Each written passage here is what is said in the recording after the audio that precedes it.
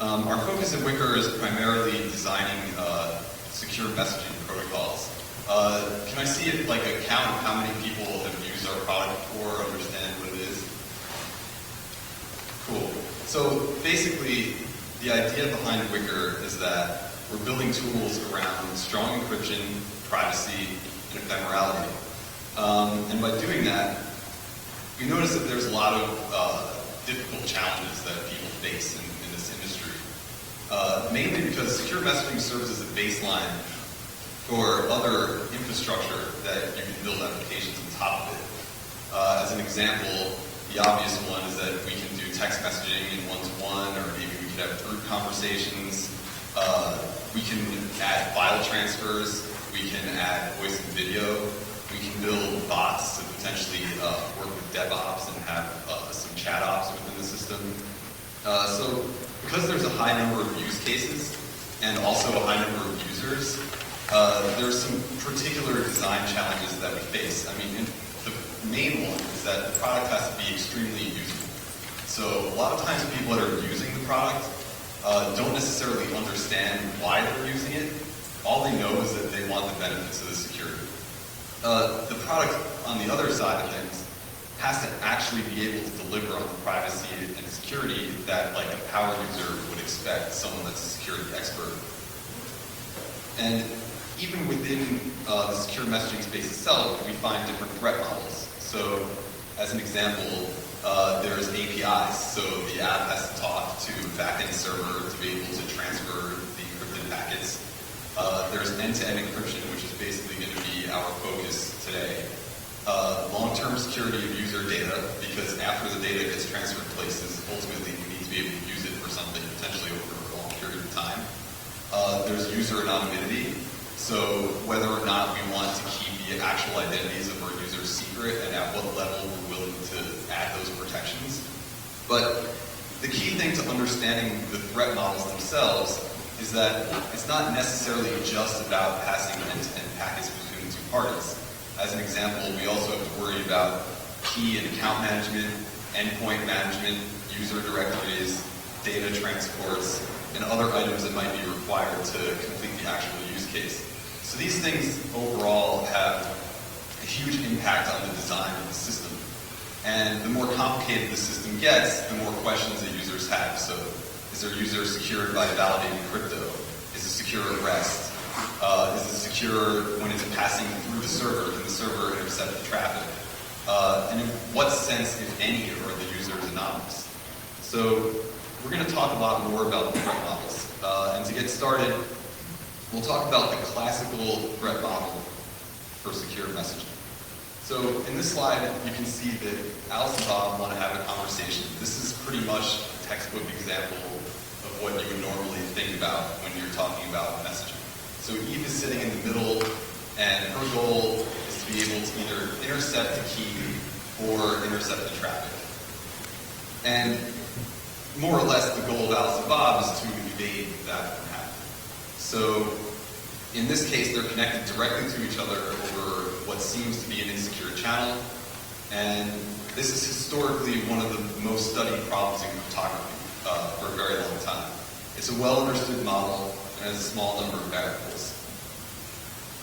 Obviously, the solution to Alice and Bob's problem is some level of end-to-end encryption. So they want to use a method of public key cryptography before sending over the channel. An example of this would be PGP or S-MIME. And they're going to do that most likely by generating some sort of random symmetrical key. Then they're going to encrypt their data with that key, and then use public key cryptography to secure the symmetrical key so that they can send to each other over this insecure channel without you being able to get something in the middle. They can also potentially use the public key crypto to authenticate their message with digital signatures. This is something that we see in pretty much every system in the past. So there are a lot of buzzwords that are thrown around when it comes to secure messaging, and end-to-end encryption is probably the biggest one of those buzzwords. Sometimes it's used completely incorrectly, so you'll see products that consider that encrypting things between each leg of the transport separately is end-to-end because theoretically the data was encrypted at each step. But in reality, our goal is to be able to encrypt something on one client and get it to another client without any servers being able to decrypt that data in between. So this begs the question overall, is end-to-end encryption by itself a sufficient defense mechanism in practice? So there are a lot of valid reasons why you would want to use end-to-end encryption because it solves a lot of problems for people. And although end-to-end encryption has gained a lot of traction in recent years, particularly in consumer products, there are still a lot of providers who actually don't implement it. And they have a few reasons for that. So use cases. Potentially they have server-side processing for some very smart AI features that they wouldn't be able to load onto a client because it's just simply not possible from a technical standpoint. They might also have some interesting usability requirements. As an example, they want someone to be able to jump on a web page and start chatting with someone without registering for the service. They could have legal requirements, compliance issues, regulations, things of that nature. Potentially their business model is completely against encryption, where the consumer is the product, and this is the only way that they can have a viable product is having data that people provide them. There's also a whole set of people who just haven't understood its value. So let's talk about what those values are. For one, we can reduce assumptions around the security infrastructure.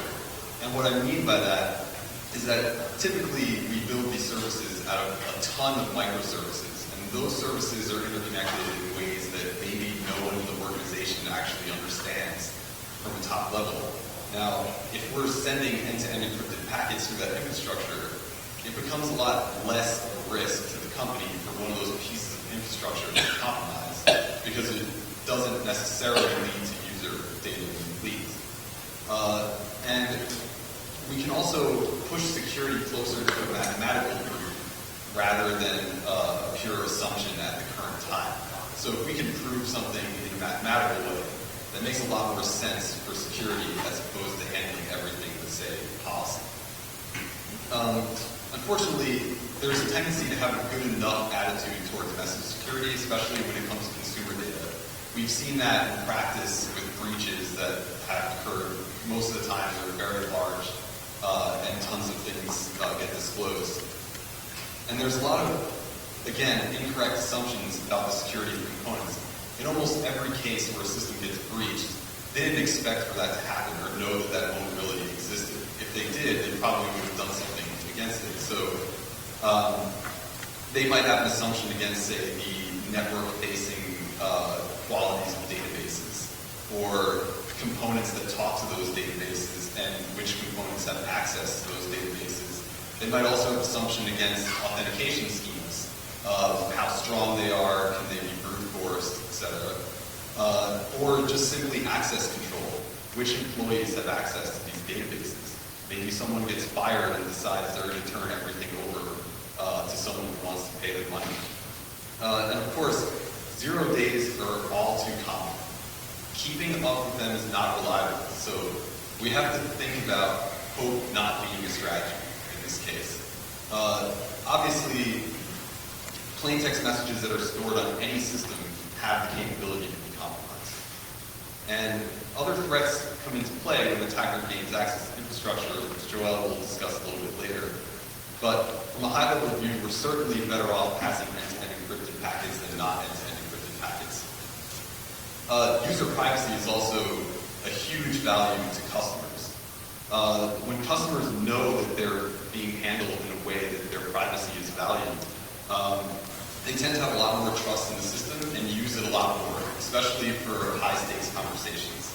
And people like myself who help engineer the system can just sleep a little bit better at night, knowing that one day they're not going to wake up in the morning and find out that 5 gigabytes of unprotected user transactions have just hit the internet somewhere. So back to the slide with OWASP and Ian. There are several interesting things that you might notice about this scenario. If you think about the different messaging systems that you use, how many of them would you actually think that you could describe in this diagram? It's very, very difficult. And reason for that is because this is a highly simplified view and most likely will not exist in reality.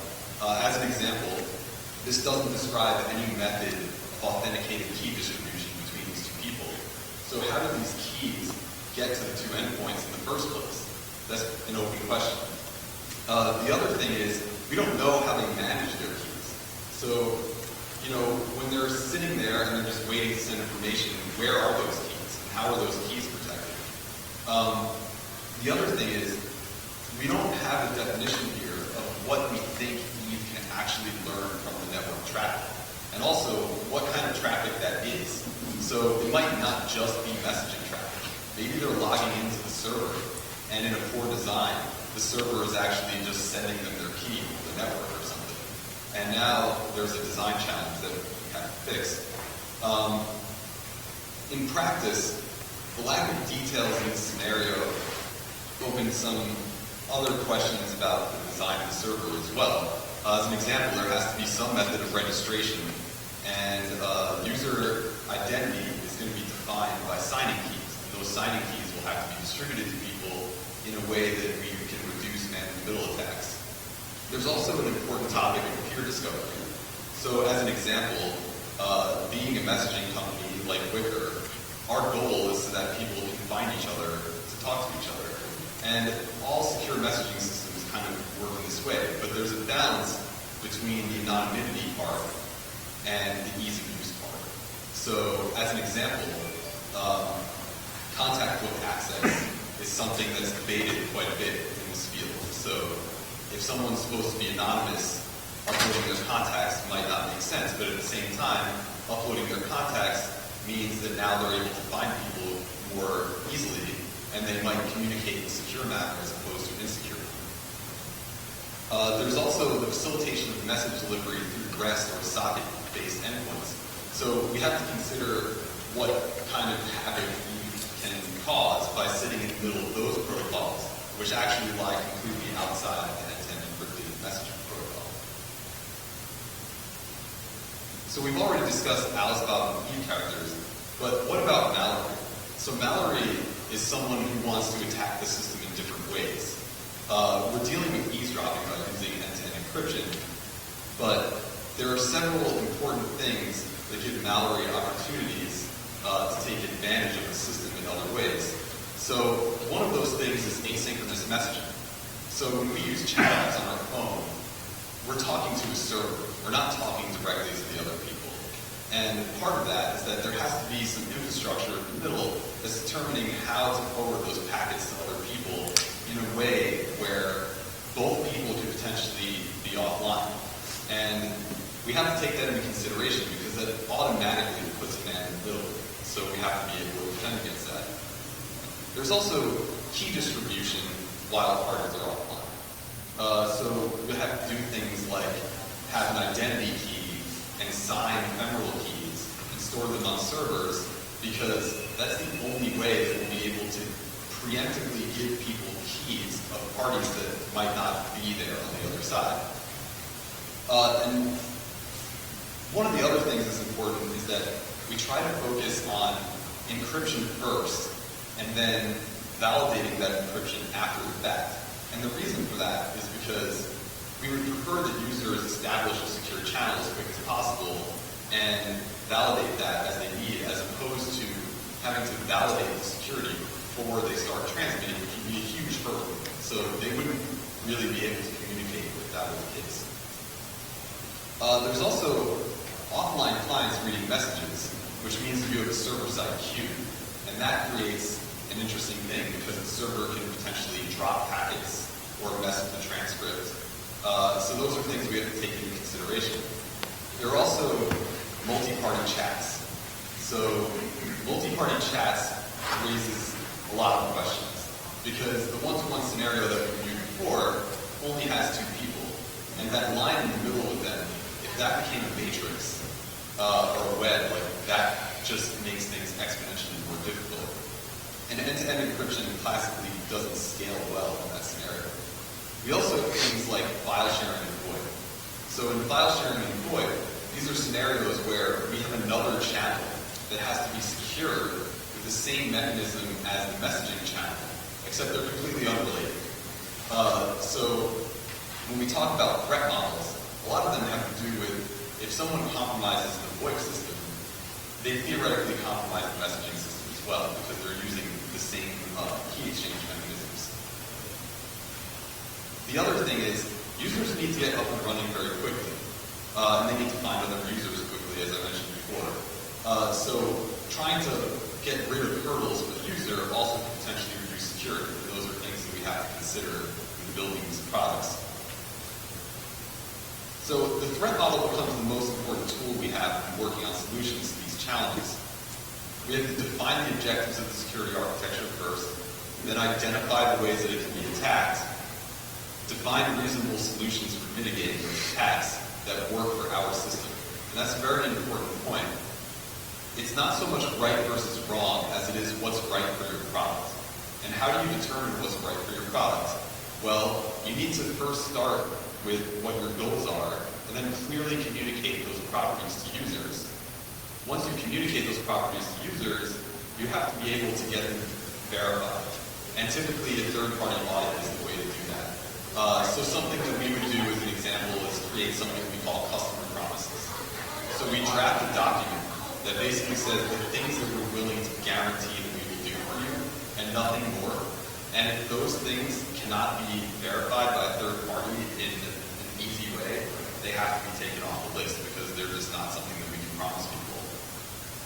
So, as far as threats are concerned, our goal as a group of security professionals is to analyze the threats that we discovered in the wild, and then adapt mitigations for those threats to the threat model. Different threat models can have different usability impacts. As an example, message history might not be available on a new device I sign in on because I didn't have keys before that started. And on the other side of things, allowing messages to be sent before validating keys increases productivity of users and has an easy trade-off. So we like to find optimal solutions. For the rest of the talk, we're going to be describing the actual attacks on systems that we've seen in the wild, lessons we can learn from those attacks, and how those lessons can be used to strengthen our threat models. So these threats fall into several categories. There are attacks on long-term privacy, attacks using the reliance on phone networks, particularly around login, attacks on authentication, traffic analysis, group messaging, weak design choices, and legal attacks. So let's talk about long-term security a little bit. So message applications build up a huge amount of data in a short amount of time. Also, users like to hold their identity for a long period of time. And these two things in combination can lead to problems. As an example, with PGP, you might have one key that you're using for 5 years and communicating with 20 different people. So, of course, the problem with that scenario is that basically if someone gains access to that key, then we're pretty much screwed. All of our transcripts are going to be released on the internet, and the thing about it is that there's nothing we can do about that. So all future data that's sent with that key, maybe I didn't even know it was stolen as an example. So I'm still using it and people are getting backtracked. And I also have no recourse to prevent them getting data from the past and releasing that. So because malware only needs to get access to the key one time, what do we have to do about that? Well, we want to do what's called implementing forward and backward secrecy.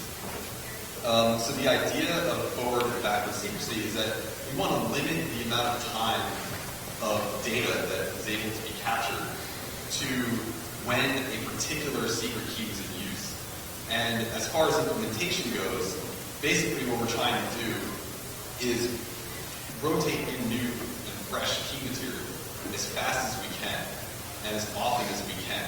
And those keys can't be related mathematically to any of the prior or future keys. And what that does, in essence, is that it gives us small windows of compromise. So if a user gets compromised at any given time, maybe the attacker only gets 2 messages. And because they got that one key and I was able to recover by posting up a new key to my contacts, now I'm protected against my future conversations being released. And then what about client compromise, though? So we have this system where ultimately I want to read my messages. So we just discussed that we need forward and backward secrecy to delete keys as fast as possible so that only small windows of information can get captured. However, once the message leaves that part of the system and is sitting on my device, all the rules of that part are gone because I need to be able to read messages. Essentially, a messaging app that only displays one or two messages at a time would not be very useful. So, what exactly happens to a message after it leaves the end-to-end encrypted transport and is on my client? Well, I first delete the encryption keys to ensure forward secrecy, and because of that, the messages cannot stay in their in-transit format. Messages have to be stored in the database, ultimately. So, client-side storage and long-term availability open us up to new attacks that weren't there before. This message transformation creates a problem for long-term security of the chat transfers. There's a few reasons why we have to deal with things on the client side as well as on the network. So, users are historically very bad at deleting messages that they no longer need.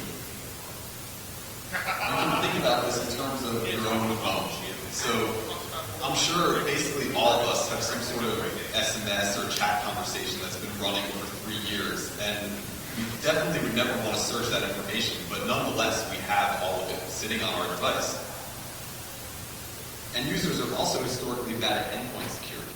So you can imagine even a less technical person that tends to get malware on their computer or, just doesn't understand that they should have a strong password. And we see this all the time. So if malware breaks into a system housing a client, we would assume automatically that the jackpot is hit due to these two basic principles. So what can we do to protect that client data? Well, for one, we can create an encryption key that encrypts the data on the client. But that sort of creates a chicken and egg scenario, because that key is also sitting on the client.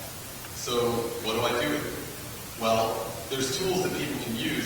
As an example, the Secure Enclave in iOS, and even that could work with biometrics or just the keychain by itself. Several tools can use that to make sure that at least if someone gets disk access, they don't get access to all the messages. What we can also do is let the user lock the device with passwords. And we can use something like scrypt that has really, really good brute force detection in order to accomplish this for us.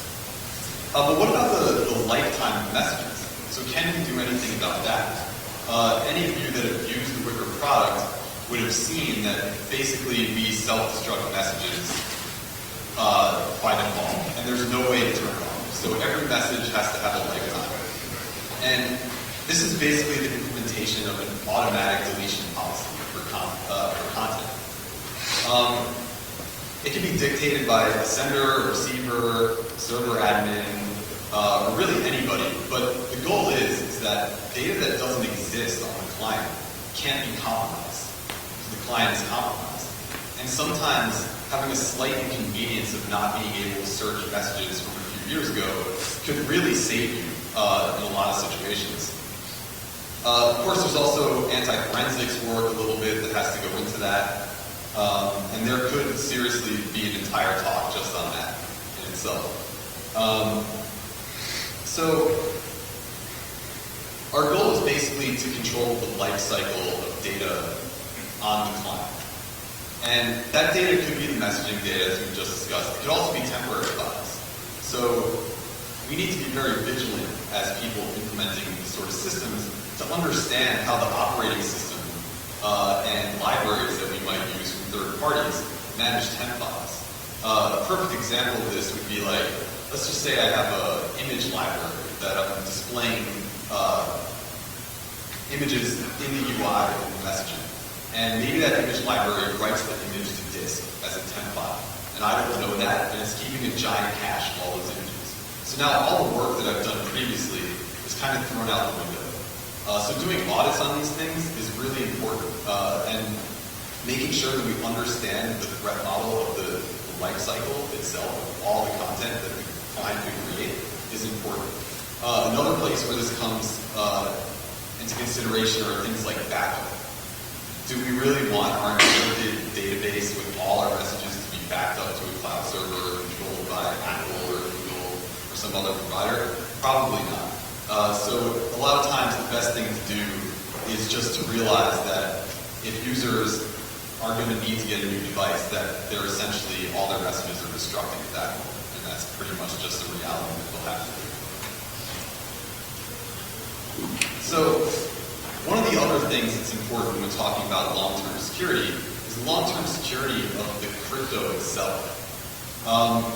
So even in a perfect end-to-end encrypted system, changes to the reliability of the cryptography that goes underneath it is a threat to us.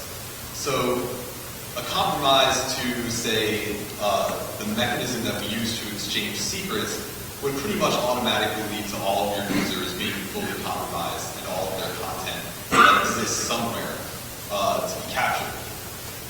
And the thing is, when we talk about the threat model, we have to assume that people are recording all of this traffic all the time. Because if we don't, we might have issues. So governments, as an example, place relatively high value on retroactive decryption of traffic.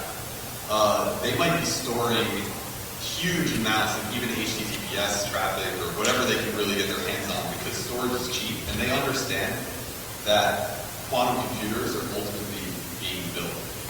So let's talk a little bit about quantum computers. So currently, almost all systems are implementing forward secrecy based on some variant of the Diffie-Hellman key exchange. So quantum computers are very efficient at two particular things. They can factor the product of large integers, and they can solve discrete log over arbitrary groups. So what exactly does that mean for modern encryption schemes? Well, RSA, as an example, works on the hardness of factoring. So it can automatically be defeated by a quantum computer that's large enough. And with Diffie-Hellman, we're using discrete log. So both of those things are pretty much out right away. And all other public key crypto that's currently used in practice has these same issues. The good news, however, is that quantum computers are still really early in development, and it will be some time until hardware exists that can actually break these algorithms due to the amount of processing power required. The bad news is that data being encrypted and transmitted today is vulnerable to a quantum computer in the future.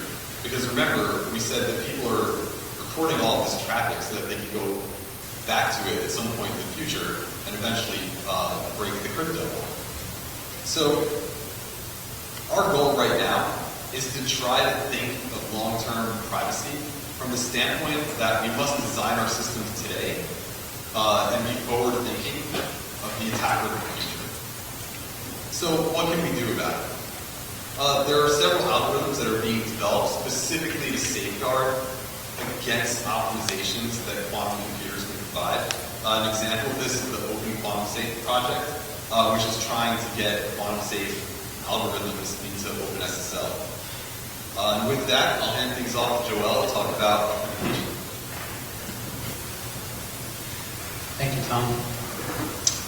So, okay, time permitting, let's see how far I get. I'm going to tell you about several other types of attacks that we've witnessed in practice. I'll have to go a little faster than expected, and tell you a bit about what lessons we can learn from that. So, probably the most common way that security gets compromised in all kinds of systems, in particular also secure messaging and messaging platforms, is that the authentication database, so the user database, that is the usernames and the hashes of the passwords, gets compromised in some form or another. And we see this again and again all the time. So, okay, there's all kinds of techniques that we can use here that we should be using. Be very careful about the host that hosts this database and things like that. We should do segmentation, But really what I want to say here is that what we should be doing is looking at adversarial models where we give the database to the adversary. So we have to, and this is kind of a general sort of theme throughout this talk, we need to look at adversarial models where we are explicit about the fact that compromises happen, and specific types of compromises. So for example, this database could get leaked, and we should plan for that eventuality by looking at that type of adversarial model.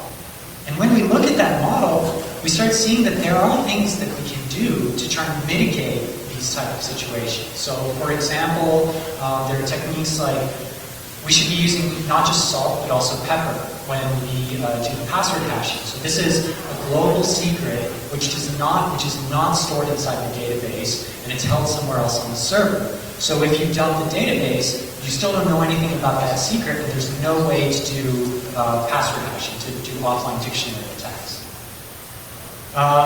Another thing is honey hashing.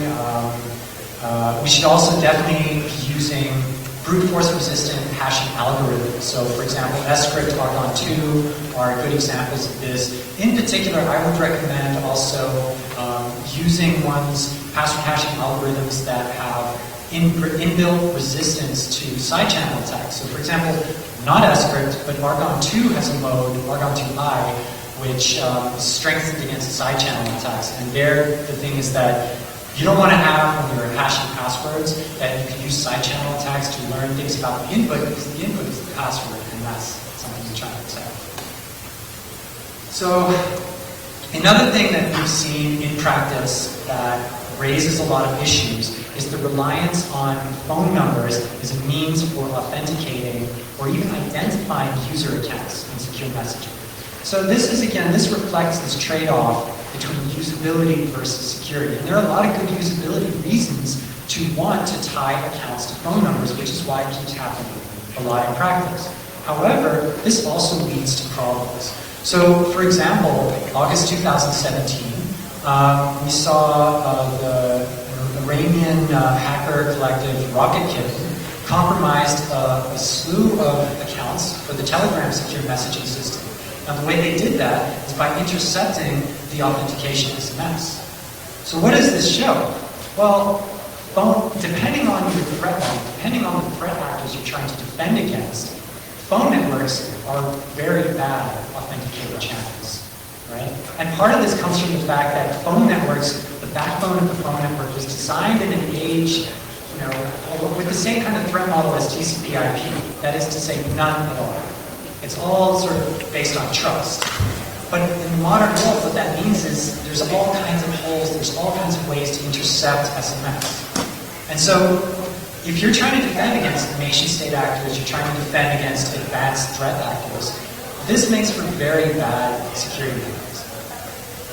The other problem with phones, using phone numbers and associating with a strong sensitive account, is that phones are most often the opposite of anonymous. So again, this was reflected in practical attacks. August 2016, so a year previous to the attack, the same group found a way to use the API of the Telegram phone to enumerate all phone numbers associated with the Telegram account in Iran.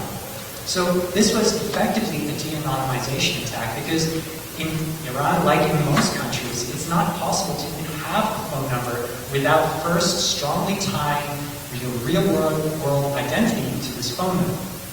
So what that means is we should be looking at in our threat models, when we're trying to model our goals and what threats we're facing, if we're at all interested in anonymity, then one of the things we should be doing is treating a phone number as effectively a real-world identity. Because in practice, that's usually what it is. So what that means is we need to be very careful when dealing with phone numbers. It's not to say that there aren't good reasons to do it, but you need to be very aware of the risks that are associated. Another area that is growing in terms of attacks, and people are coming around to the idea that there's a lot of work that needs to be done here, is traffic analysis. Traffic analysis on encrypted data. So normally, traditionally, when we think about encryption, you think you encrypt some data, boom, that's it, it's private. As long as the keys aren't revealed, you've got a sound encryption algorithm, everything's good. But in practice, there's all kinds kinds of side information that's getting leaked, the length of a packet, the timing in which these packets are being sent. And what ends up happening is in practice, we're trying to optimize for things like bandwidth. And so what we do is we use length-preserving encryption. So what that means is, if I show you a ciphertext, for most encryption techniques that we use, you know exactly how long the message is. And if you're sitting on the wire, you also see the exact time when I'm sending these messages. Now this seemingly maybe not so consequential information actually has huge impact in practice when we talk about things like encrypted VoIP and even encrypted text messaging. So for example, there have been demonstrations of practical attacks on encrypted VoIP that have shown how to just looking at the packet length and the timing, how to determine what language is being talked in an encrypted VoIP conversation, and even pushing that further, being able to recover the content of what was said. And the reasons for that is because VoIP traffic tends to use a variable bit rate in codecs. And so that leaks an awful lot of information about the individual phonemes of the language that are being used. And in fact, people have used pretty powerful statistical models, machine learning techniques, to really be quite successful in extracting the information, pertinent information that's encrypted. The same goes for encrypted texts. It's surprisingly, a lot of information is leaked just by the lengths when we're not doing anything. So what's the lessons to be learned here? Well, basically, our threat models need to take this into account explicitly. That when an attacker sits on the wire, they're learning things like timing, message lengths, and that leads to looking at defense mechanisms like we need to be more careful with padding, or we need to try and obfuscate things about how long the actual message is. And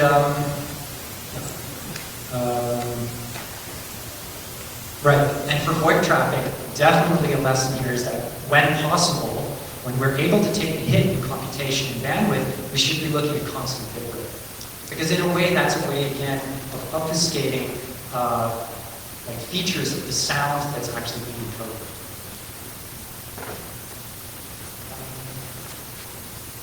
So we need to assume that the adversary, we need to be explicit about the fact that the adversary is learning these extra parts of information. Another area where we do have some problems as well is multi-party conversations. So something that's a tendency that happens in practice is that we design two-party secure messaging, two-party VoIP, and then afterwards we're like, okay, now let's extend to the multi-party case. But in reality, there's a whole new array of problems that we're faced. And some of these things are simply that the techniques we use for the two-party case don't scale well. For example, if you want to do forward secrecy, we usually do a key agreement to agree on an ephemeral key. Well, in a multi-party case, we don't know how to do a multi-party key agreement. We don't have practical schemes for that, so you actually need completely new techniques. But worse, more than that, there's new security considerations. There's new attack surfaces that arise in a multi-party case. So what do we need to do here is we need to model these things more explicitly. And we need to treat these more explicitly as their own problems rather than as an add-on to the two-party case. So things like we have race conditions. What if you have a room with two administrators that simultaneously try and remove each other from the room? You don't want to end up in a situation with fourth in this room. These are the kind of things that don't arise in a two-party case. Or transcript consistency. People expect these secure messaging platforms to follow the analogy of a private room. Now, in a private room, when you say something, everybody else hears it at the same time. The conversation follows the same order. This is the expectation people have in their minds. And in practice, over the internet, this is not what's actually happening. And indeed, this is an active topic of research. A lot of it's happening just this year. But we've been finding that in a lot of the existing protocols, many of these security properties are not actually satisfied. And part of that is because I think a lot of the developments happen in a bit of an ad hoc way, patching things on top of the two-party case. And that needs to change. We need to be much more explicit about our security goals and our security models in the multi-party case. It's a much more complicated beast in reality. All right, this is maybe a kind of more widely known, I would say, design choices, when we tend to try maybe overemphasize usability and forget about security. Again, this happens in practice and it gets exploited in practice. The enumeration attack in Iran exploited the weakness in the API of Telegram. There was a big uproar this year when it was discovered that WhatsApp allows for silent rekeying. Yeah, there's usability reasons for doing that, but the compromise in security there is so big that a lot of people are not happy about this. So at the very least, we need to communicate these decisions, and I would say we need to be a bit more careful about these kind of decisions, because this stuff is still happening in practice. Similar situation with iMessage. Apple distributes all keys through their key server, but doesn't provide the users of iMessage a way to then afterwards authenticate, to check that the key that they actually have matches the one on the contact's device. In other words, the security model there is effectively, we need to trust Apple and the connection to Apple, because there's no other way for us to check. The final category, unfortunately don't have too much time to tell you much about it, but these are sort of non-technical attacks. These are legal considerations which are becoming more and more of an issue for secure messaging. So, for example, government-mandated backdoors is becoming more and more popular. There is no technical solution to this, because this is about the laws that govern our organizations. And so, when we think about these threats, really, defenses that I would think are a good idea in this case is to formulate a policy ahead of time, so that your organization knows how it's going to react, and above all, communicate to your users what you intend to do when faced with these type of situations. Pull out of the country, comply, whatever it is, we need to be explicit about this. And this is important because otherwise, especially in the face of this type of scenario, government bans on encrypted messaging. One of the reactions here, there are technical things that secure messaging can do, mainly trying to hide the traffic. So a good example from practice was that the Egyptian government blocked Signal messaging around the time of the coup, the Second Revolution. And the reaction from Signal was to implement obfuscation techniques. Now, I cannot emphasize how important it is for Signal to communicate to the user base when we do these things. Because what ends up happening from the user's perspective is that it just works. But what they don't realize is that they are now using tools specifically designed to circumvent the local laws in a country that has no functions about arresting people for just that. So communicating to your users when you implement what your strategy is in the face of these type of legal scenarios is really important. Final one, again, another scenario where legal issues arrive. It's a bit tongue-in-cheek maybe to call this a threat, but it's definitely something that needs to be considered, is how to handle mandated metadata collection. So here the issue is, how do you want to comply?